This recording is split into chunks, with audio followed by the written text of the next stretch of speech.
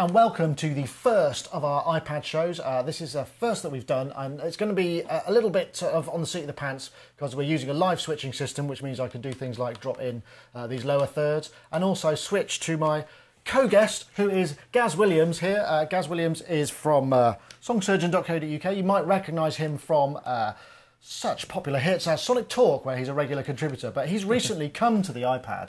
Is that true, Gaz?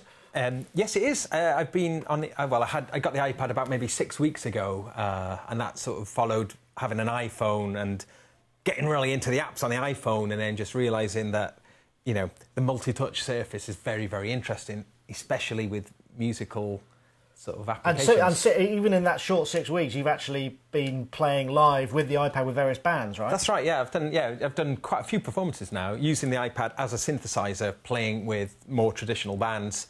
And being able to sort of, you know, play some form of meaningful kind of role in the band. And there. what exactly are you using? What synthesizers are you using?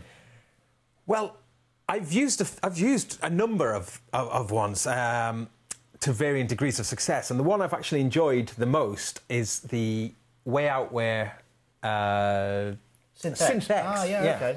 Which and the reason why I like that one is it's got a gritty, kind of quite a gnarly sound, which kind of cuts really well. I performed recently with a fantastic Bristol funk-based outfit called World Government, and played a great gig. It was really enjoyable, and I was using, primarily I was using Synth X and being able to sort of, because you can kind of play with the filters as you play the notes. So there's it uses that touchscreen where you can play up the keyboard to control one or more of the synth parameters. Yeah, that's right, which is very expressive, and I was very effective actually. So what are you using to hold, you know, to grip, and you know, because obviously holding it on its own might be a bit of a pain, right? Well, yes. I mean, you know, it is a slippy fella. It's you know, there's nothing to actually grip onto particularly, so and especially, you know, hands get maybe a little bit sweaty in a gig. It's yeah, you know, when you're flinging it around. Exactly. So the first thing I was using was the Brefo Spider Podium, right? Which kind of clipping around the sides. See that?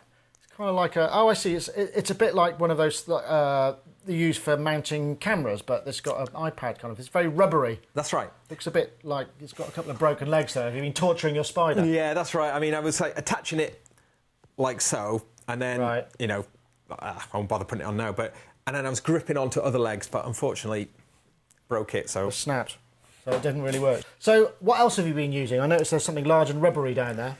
Yes. This is the Belkin Bump. Hold up to that camera, let's have a look. Yeah, now this is a new product, and it looks like it's marketed really for children to use with the iPad. So it kind of, you slot it in to your iPad. It's a big rubbery case with... That's sort right. of ribbed for extra comfort, I'm sensing here. Yes.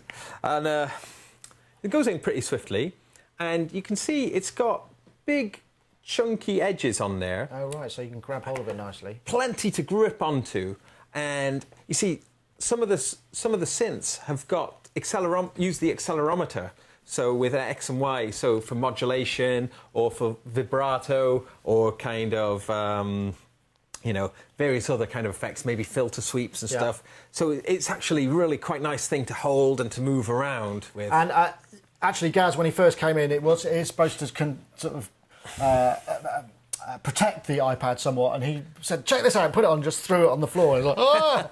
So there is a certain amount of protection going on there. Yeah, definitely. I mean, you know, it is pretty chunky. So, but as I say, I think the amount of grip on there, I think, is quite confidence-inspiring. And how much is that thing?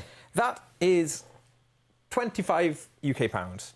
We're also going to take a look at something else. I have here the Ico Multimedia I Clip, which they recently sent to us. And this basically comes in two parts. What we have is this part here is the kind of bit that sticks onto a tube. So the idea is it goes onto a mic stand. So you put this on the either the boom stand or the upright part of the mic stand. You tighten it up and clamp it on, and then you can angle it however which way you want. Gaz, if you could just pass the stand in a sec. Certainly. We switch to the the iPad cam, you can see I've got this rather Heath Robinson affair. The only thing was, actually, if I switch back to this camera, this fits perfectly well above the bit that the telescopic part. But if you want to fit it onto the lower part of the mic stand, it really doesn't work. This hole here is just too small, which is a real shame. It wasn't just ever so slightly bigger, because then you could put it above or below and use it in a variety of ways. But if I switch to this a second, you can see that the way that it's designed to work is to clip onto the mic stand thus. So you can mount it on the boom or under the boom. If you see there is rather dainty illustrations of how one might use it. I pop this in here. This is rather Heath Robinson, but for us we just had to do it so that we could mount a camera above it. So now if I put it, I don't know, say like that, and you see we can angle this at various different points. Also, there's this screw here, which before you tighten it in, you can change the aspect, portrait or landscape, for the way that it's gripped onto the base of the unit. So, guys, if you want to pop your iPad in there. Oh yeah, before I start, actually, it came with these little shims, didn't it? Oh, so these little shims, you pop those into here so it can hold an iPad 1 or 2. You've got an iPad 2, right? Yeah, an iPad 2. Let's slot it in. And it goes in nice and easy. Yeah, let's just spin that round so it's a bit more. Maybe it's gone in a little too easy. Right, so, is that a bit slidey? Yeah, well, we found this earlier, didn't we? So yeah, if you'll take it out, I'll demonstrate here. This is what we did. We just took a piece of paper, ordinary piece of paper, and just if we prise this up a tiny bit, we can slot that in underneath. Try that now. And yeah, straight away, nice and grippy, firm. So obviously you could use a nice piece of gaffer tape or something a bit prettier to make it work out. There was only one other thing for me, and that was the fact that when you're obviously likely to have a cable coming out of the headphone socket, or maybe if you've got your dock plugged into this end, it just hangs there. It would be nice to be able to have maybe some kind of a cable tie or a place to hold the cable on the unit itself, and that would have sort of made it a bit more complete, right? Yeah, because this does actually come available for the iPhone as well, right. And in the iPhone one there is a little kind of thing to take the cable out. Yeah, so they've not done that on this one, which maybe is a slight oversight, but because until we're at the stage where we can use an iPad Live without any wires at all, which is something we're going to try and look into, maybe in a later show. You are going to have some kind of wires connected to it. And that really, when we're playing live, has got to be one of the biggest hazards, hasn't it, right? Absolutely. Because one of the glorious things with the iPad is this idea of it being a completely wireless device. So, yes, we want it to be wire-free, ideally. Definitely. We're also going to take a look at a new application that's just out, which is a performance-based synthesizer stroke controller from Wizdom Music, which is, of course, Jordan Rudess, the sort of keyboard shredder from Dream Theater. And Gaz, we got a video to play. Which one should we play? I'd like to hear that Moves Like Jagger cover that they do. I've got a button for that just here.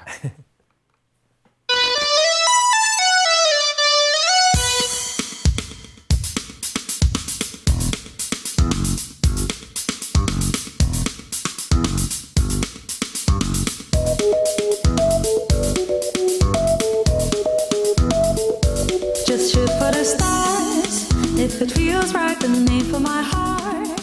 If you feel like... So, Gaz has had a chance to take a look at GEO Synthesizer, and he's going to tell us a little bit about what his thoughts were. So what did you make of it then? Well, I've had some experience of the previous apps that Wizdom have released. That's MorphWiz first, followed by SampleWiz. SampleWiz I really like as a sample manipulation program. This one now, I think its main sort of selling point is it's an expressive kind of surface, which I think is it's useful both as with its built-in synthesizer module, and also to use it as a controller for controlling maybe soft synths on your DAW using the wireless MIDI connectivity. Well, let's take a look at it. So this is the interface, right? Yeah, so we can look at it now. We can see that everything is kind of laid out in these blocks, and if we were to run our finger along these, they call them strings, these individual lines here. So you can get smooth glissando between the notes, and also varying degrees of FM on the kind of on the x-axis. One of the main kind of unique aspects of this, you see I can open here to toggle between the... Oh, you've got like a control surface. Control surface, that's right, yeah. Is this thing called Auto Octave, which what this lets you do is it lets you sort of play up and down sort of scales very fast. I'll try and show you now.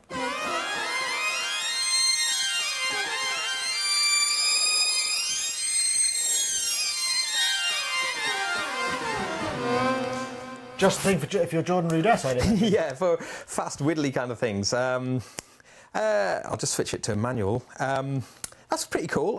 One thing that I quite like about this as well is you've got a configurable menu here where I could sort of choose what I want to see on here. So, for instance, maybe kind of fairly typically we might want to have our low-pass filter and resonance. So now we can see if I get rid of that. I've got a control here.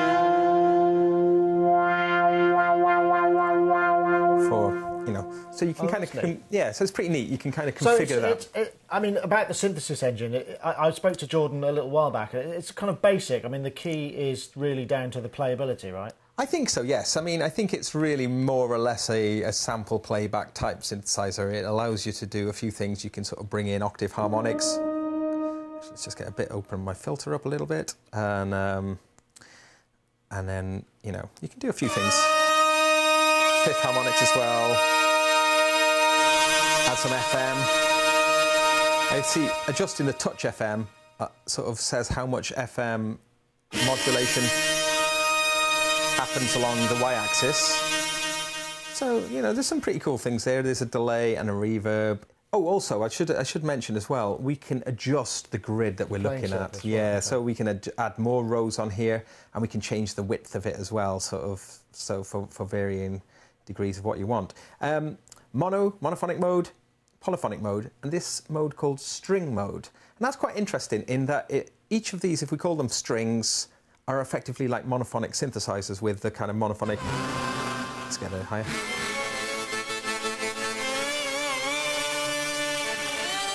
So I could play like I could play sort of, chords, but on each string it's like a monophonic synth. So you kind of get, it's like a combination of best of both worlds in many ways. So you get like a slide on each string. Yeah, you do. Right. Yeah. Okay, I got it. Yeah, and I think that's one of the unique aspects of it. This whammy. It's just like a pitch bend, really. So what's the filter sound like? The filter's all right. It sounded okay to me. Sounds pretty good.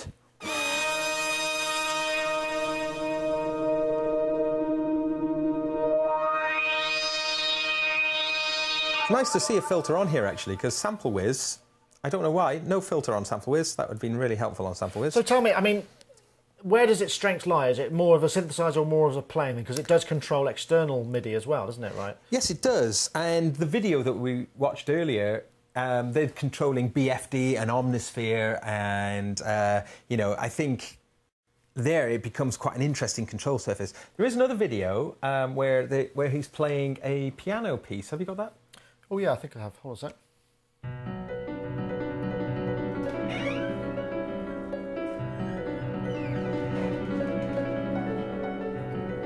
So that was kind of interesting there because it had like quite a large scale. So there was like, he was covering lots of ground with the piano there, which I think shows that the interface is quite good. You can get like a big range. Yeah. I mean, obviously, Jordan and whoever's playing it, you're going to have to invest some time in being able to play that to that standard, right? Yeah, absolutely. And I mean, I think, as with all these things, are you going to want to put that time in? But I think because you can use it as a flexible control surface for controlling your soft synths, and you're not tied to just the internal sounds, maybe that makes that more worthwhile, So there was a couple of things. I mean, you can also use it as to control... This is mind-blowing. You can control other apps that are running at the same time inside... The iPad. The iPad. Yes. Have you got anything set up there we can have a look at? Yeah, so what I'm going to do here is I'm going to open Sample Wiz. Oh, yes. So, Sample Wiz, the last release before GEO Synth by the same company. I hit MIDI here, and I'm going to say allow background MIDI. This is an option now. So what happens with that enabled, it means that a control surface inside of the iPad can actually access the sounds. So if we choose a sound, I've got a violin selected here. Let's just have a listen.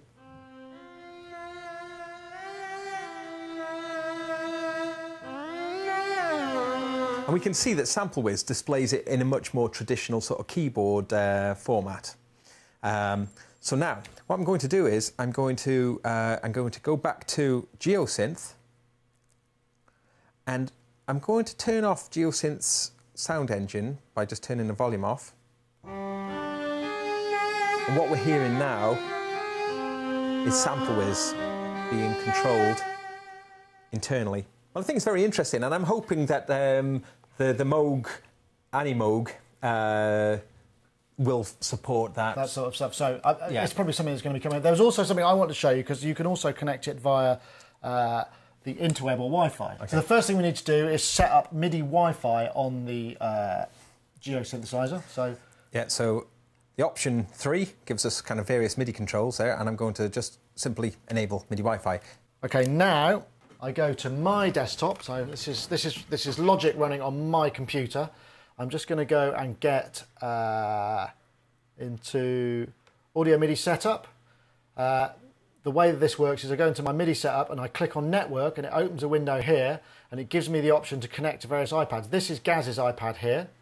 So we just connect there.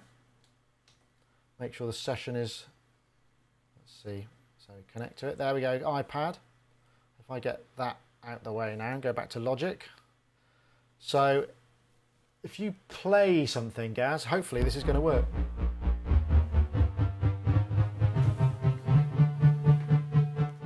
So this is Simplant playing. So basically what's happened there is over Wi-Fi, the iPad is now connected to the Mac via the network connection control panel. It's got a Wi-Fi MIDI built in, and that's now controlling an instrument straight into Logic. So that's actually pretty cool. It's brilliant. I mean, you know, that just opens up the world of the DAW kind of software synthesizers. So I think the thing is that I found with it is it seems to be very much geared towards playing fast, not necessarily, but all that expressivity as well. So I mean, how did you find it as a player? Did you think it's going to take a while for you to get the most out of it, or would you jump on stage with it and use it as is? Right now, I'm not sure. I should mention one thing that is actually very interesting that I haven't seen before on any of the other apps is if you go to the website and there's just like a manual page on there, and if you scroll down to the bottom of there is exercises, actually sort of exercises to practice, you know, finger exercises, as if it's like kind of like that's interesting. Yeah, which is kind of to sort of introduce you to the octave scales. There's definitely a sort of fingering that you need, isn't there, to be able to like 2s and 3s to be able to play. Absolutely, like you would on a keyboard. Yeah, so you know, I mean, I think you know you have to applaud them for trying to sort of open this area of expressivity and innovation up. I think that's pretty cool. I do have some reservations. I think I don't think it's the best looking app. I find it a little bit ugly, to be honest. But But it's playable. It's playable. It's very playable, actually. So GEO Synthesizer available now. It's $6.99 in the UK. I'm guessing it's probably $9.99 US dollars. We'll have to verify that. But the link below should give you the option. So that's pretty much it for the first episode of the show. I hope you've enjoyed it. If you've got any comments or you want us to show you anything in future episodes, we're going to try and look at maybe some of the virtual MIDI ports and that side of things in the next episode. But leave your comments down below in the comments section and we'll try and incorporate things into the show. So just tell us what you'd like to see in a show like this and we'll see if we can do it. Remember, there's only 2 of us and we have no budget, so just bear that in mind when you leave the comments. So I want to say thank you very much to Gaz Williams for joining us. I'll give you your full credit there, songsurgery.co.uk. I'm Nick Batt, I'm editor of Sonic State, and I want to say thank you very much to everybody who's watched and who's commented, and we'll see you next time.